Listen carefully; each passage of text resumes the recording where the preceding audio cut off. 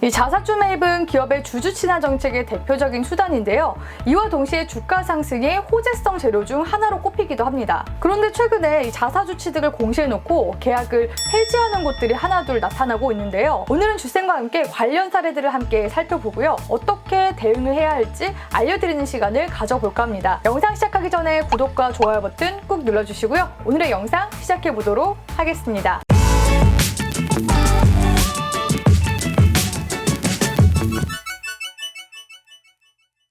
먼저 자사주가 뭔지 모르시는 분들을 위해 짧게 설명을 도와드리자면요. 자사주는 기업이 자기 자신의 주식을 갖고 있는 것을 말합니다.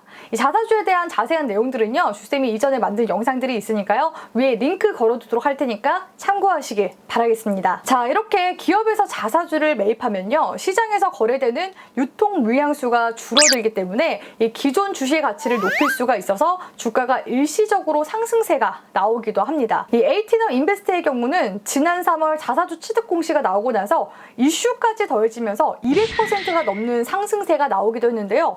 물론 자사주 취득 이슈보다는 당시 업비트 운영사인 두나무의 지분을 갖고 있다는 사실에 주가가 급등한 영향이 더 크긴 합니다. 이 자사주 취득 공시 역시도 물론 추심에 영향을 끼쳤을 가능성은 분명히 있다는 건데요. 이처럼 에이티넘 인베스트뿐만 아니라 미원홀딩스와 미원SC와 같은 기업들도요. 자사주 취득 공시 1개월 후 높은 상승률을 보이기도 했습니다. Anyway, 상장사가 이러한 자사주를 취득하는 방법은 두 가지가 있는데요. 직접 취득과 증권사와 신탁계약을 통해 사들이는 간접 취득이 있습니다. 그래서 이 신탁계약을 할 때 자기 주식 취득, 신탁계약 체결 결정이라는 공시가 뜨죠. 쌤, 이 신탁계약이요? 용어가 너무 어려워요 하실까봐 제가 풀어서 말씀을 드리자면요. 이 자사주를 다른 사람에게 맡겨 운용하도록 하는 계약을 체결했다라고 이해하시면 되겠습니다. 그러면 직접 하는 게 비용이 더 절감될 텐데 왜 남한테 맡기냐는 그런 궁금증이 생길 텐데요. 자사주를 직접 취득을 하려면 여러 가지 제약 사항들이 많습니다.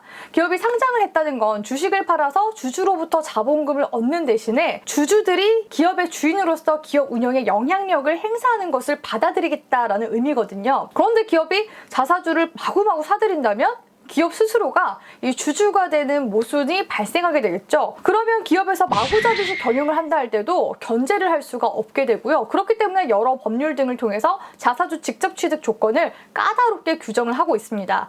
일례로 자사주를 직접 취득하면요. 취득했다는 결과도 다음날 바로 알려야 되고요. 상세 내용들도 5일 이내에 알려야 하는데요. 신탁 계약을 하면 3개월 이내에 계약 체결 내용만 알리면 됩니다. 그러니까 직접 취득보다는 이 신탁 계약이 비교적 규제사항이 느슨한 편이기 때문에 보통 신탁 계약을 통해서 공시를 내는 편이죠. 그런데 문제는 이렇게 공시를 해놓고 나서 계약한 금액만큼 취득하지 않는다든지 자사주를 아예 매입하지 않는 곳들도 많다는 겁니다. 최근 금감원의 전자공시에 따르면요. 올 들어 자사주 매입 공시에서 계약한 금액의 70%를 채우지 않고 자사주 취득 계약을 해지한 상장사가 24곳 정도가 된다고 하고요.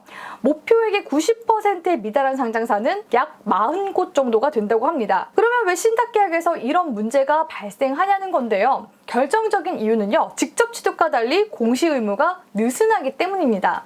이 자사주를 직접 취득할 때는 앞서 말씀드린 것처럼 조건도 까다롭고 구체적으로 근거를 써서 제출해야 합니다. 하지만 신탁 계약을 통하면요. 절차가 간편한 데다가 이마저도 취득 상황 보고서를 통해 사후적으로만 알 수 있습니다. 여기에 자사주 취득 규정상 자사주 신탁은요. 계약 체결일로부터 6개월이 지나면 해지를 할 수가 있죠. 이런 내용들은 일반적인 소액주주들 입장에서는 관련 공부를 하지 않은 이상 말 그대로 눈 뜨고 코 벨 수밖에 없는 상황이겠죠. 결론적으로 최근에 신탁계약 공시만 해놓고 주가만 반짝 올리고 실제로는 자사주를 1도 매입하지 않은 상장사들이 최근 늘고 있다는 건데요. 이 신탁계약 공시를 악용하는 상장사들로 인해서 선량하게 주가 방어를 하고 있는 엄한 기업들까지 피해를 입는 우픈 상황까지 연출되고 있습니다. 최근 자사주 신탁계약 해지 공시를 낸 바디텍 매드의 사례를 함께 볼까요? 작년까지만 해도 저점 대비 350%대의 높은 주가 상승률을 보였던 바디텍 매드. 지난 9월 주가 안정 및 주주가치 제고를 위해 30억 원의 자사주 신탁계약 체결 공시를 냈는데요. 계약 기간은 2022년 3월까지입니다. 그런데 한 달 만에 자사주 신탁계약을 해지합니다. 이건 어떻게 된 일일까요? 바디텍 매드가 자사주 신탁계약 공시를 내놓고 주가가 부양되지 않으니 계약 체결을 그냥 해지한 건가 싶겠죠? 그런데요, 이 4월에 나온 공시를 보니까 바디텍메드에서는 자사주 신탁계약 체결을 이미 진행을 했었고 6개월이 지난 10월이 계약 종료일이었습니다. 그리고 위탁투자 중개업자가 KB증권이었죠. 반면에 9월 신규 계약한 자사주 신탁계약 위탁투자 중개업자는 대신증권이었습니다. 이걸 몰랐던 주주분들이시라면 놀라서 욕 엄청 하셨겠죠? 그러니까 공시를 악용하는 나쁜 기업들을 제대로 피해가시려면 자사주 공시를 제대로 해석하는 게 중요합니다.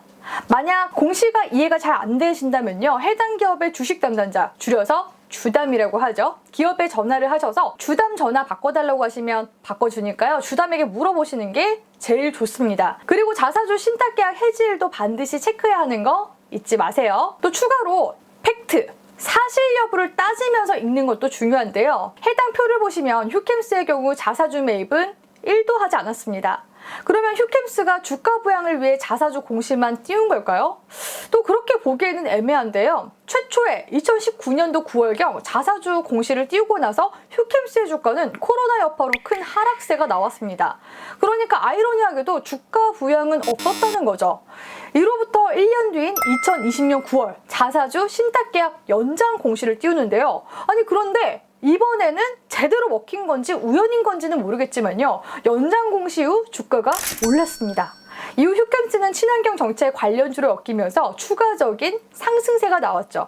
마치 자사주 연장 공시가 세력들이 암묵적인 신호탄을 쏜 것처럼 말이죠. 결론적으로 휴캠스의 주가가 부양되었으니 주주 안정 및 주주 가치 제고라는 목적은 달성한 듯합니다. 그리고 자사주를 1도 매입하진 않았지만 계약 기간도 만료일까지 채운 기간 동안 주가가 올랐기 때문에 손해를 본 주주들도 없었습니다. 굳이 따지자면 휴캠스를 인수한 태광실업이 40%의 지분을 가지고 있는 데다가 기존의 자사주를 6%나 가지고 있었으니 연장 공시 후 주가가 올라가는 상황에서 자사주를 더 늘릴 필요도 없었겠죠.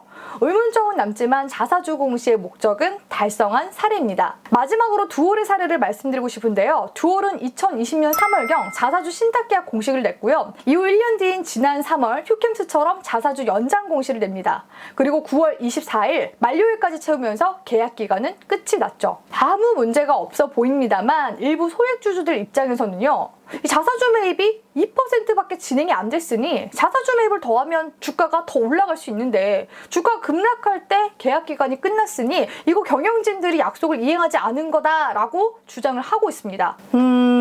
최초 자사주 공시 이후 200%, 연장 공시 이후 30%나 주가가 올랐으면 사실 주가 부양이 됐다고 봐도 무방한데요. 아무래도 급락할 때 계약 기간이 만료가 되다 보니까 피해를 봤다고 생각하시는 분들도 있으신 것 같습니다. 자, 오늘은 자사주 신탁계약 해지 공시와 관련된 내용들을 두루 살펴봤는데요. 어떠셨나요? 주쌤이 말씀드린 사례들 다시 한 번 더 공부해 보시면서 이 공시 내용과 공시 시점 그리고 주가를 각각 비교해 보시면 복습이 아주 잘 되실 듯 싶습니다. 오늘의 영상이 유익하셨다면 좋아요와 댓글 많이 달아주시고요. 그럼 오늘도 가져와!